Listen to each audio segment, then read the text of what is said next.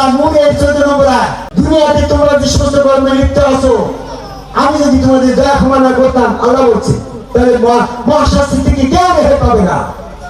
আল্লাহ বলল দয়া ক্ষমা ছাড়া কেউ রেহাই পাবে না, আর আপনি মুফতি সাহেব বলছেন দয়া ক্ষমা লাগবে না, তাহলে আল্লাহ পাকের আয়াতের উদ্দেশ্য ব্যর্থ হয়ে গেল না?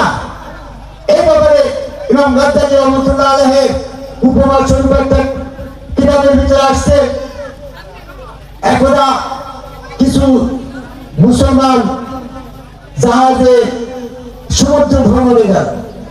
সমুদ্র ভ্রমণে যায় একটা দ্বীপের ভিতরে নেমে সবাই দ্বীপটা পরিভ্রমণ করে আবার জাহাজে উঠে চলে এসছে, কিন্তু একজন ব্যক্তি সে ওই জাহাজে উঠতে পারে না, তার আগে জাহাজ ছেড়ে চলে গেছে।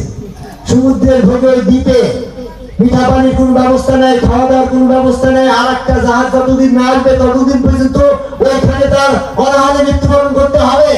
তখন সে মেনে নিল মৃত্যু, মেনে নিয়ে বললে আমার চোখ বন্ধ করে আমি তওবা পড়ে এখানে বসে গেলাম, আমি চোখ খুলবো না, এক আল্লাহ জিকির করতে করতে মরে যাবো, আমি আর কিছু দিকেই মনোযোগ দেবো না, পাপ তো করবো না, আমি তওবা পড়ে সব পাপ মুক্ত হয়ে গেল। ওই ব্যক্তি পাপ মুক্ত হয়ে গেল। আচ্ছা, আল্লাহ জিকির করতে করতে করতে করতে আল্লাহ তারপর রাজি খুশি হয়ে গেল, মিঠা পানির ফোয়ারা দিল, পানি খেতে লাগলো। আর এরকম ভাবে ফল গাছ হয়ে গেল, সে ফল খেতে লাগলো। এইভাবে করতে করতে তার বিশাল পাহাড় সমান নেকি হয়ে গেল। তার পাপ তো একেবারেই নাই, সে নড়াচড়াও করছে না, কোনদিন যা ছিল তার পাপটা হবে কি করে? আপনি হাঁটতে গেলে একটা পিঁপড়ার আপনার পায়ে নিচে পড়ে মারা গেল, জানেন একটু পাপ হইল, ওরা তো তাও করছে না, তো পাপ নাই, পাপের পাল্লা জিরো, নেকির পাল্লা পাহাড়। তখন সে সূরা নূরের 14 নম্বর আয়াতের পরে দৃষ্টি দিয়ে বলল, হে প্রভু, তুমি যে সূরা নূরের 14 নম্বর আয়াতে বলেছো তোমার দয়া ক্ষমা ছাড়া জান্নাতে যাওয়া যাবে না, আমি তোমার দয়া ক্ষমা ছাড়াই জান্নাতে যাওয়ার অধিকারী। খবর পেল, সাথে সাথে সে মারা গেল। ইমাম গাজ্জালী রহমাতুল্লাহ আলাইহির কিতাবের ভিতরে আমাদেরকে আপনাদেরকে বোঝানোর জন্য উপমাটা দিচ্ছে।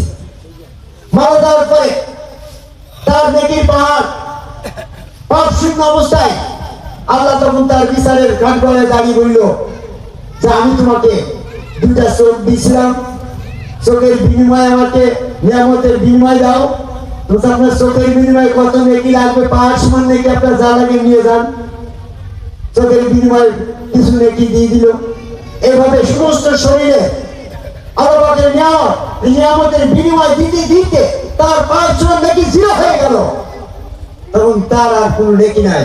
তখন বলছে যে আমি যে তোমাকে মিঠা পানির ফোয়ারা দিয়েছিলাম, ওর বিনিময়ে আমি কিছু পাই, আমার নেকি দাও।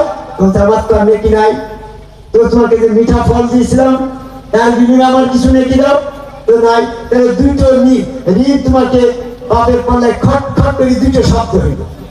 তাহলে পাপের পাল্লাটা নেকির পাল্লা জিরো, পাপের পাল্লা 2 গ্রাম বলে ছড়াই করি, তাই পাপের পাল্লাটা ভারী হয়ে গেল না? পাপের পাল্লা ভারী হলে আমলনামা বাম হাতে, এখানে তো কয় মণ আর কয় কেজি এটা উল্লেখ নাই, হালকা ভারী। তারপরে ওই দুটো পাপই আপনার ভারী হয়ে গেল পাপের পাল্লা, আর নেকির পাল্লা তো জিরোকে ফেলেছেন আপনি নিয়ামতের বিনিময় দিতে দিতে। তখন বলছে যাও তোমার আমলনামা বাম হাতে, তুমি জান্নাতে চলে যাও, জাহান্নামে চলে যাও। তখন সে আল্লাহর কাছে সেজদা দিয়ে দয়া ক্ষমা চেয়ে যে না, তোমার দয়া ছাড়া জান্নাতে যাওয়ার ক্ষমতা নেই, আমি যখন পারলাম না, পৃথিবীর কেউ আল্লাহ পাকের দয়া ক্ষমা ছাড়া জান্নাতে যেতে পারবে না। এই যে আপনি মুফতি সাহেব যতই সুবহানাল্লাহ পড়ে গরু কুরবানি দিয়ে হজ করে নেকির পাল্লা ভারী করে 5 ওয়াক্ত নামাজ পড়ে নেকির পাল্লা ভারী করতে যাবেন, আল্লাহ পাকের আয়াতে বলছে তোমার পাপের পাল্লা ভারী হয়ে যাবে। হ্যাঁ, কত পাপ তোমার হয়েছে, যারা যারা পরিমাণ নেকি তোমার লেখার পরেও যারা যারা পরিমাণ পাপ তোমার লেখা হয়েছে, সেই পাপের পাল্লাটা ভারী হওয়ার কারণে তুমি দোজখে চলে যাওয়া।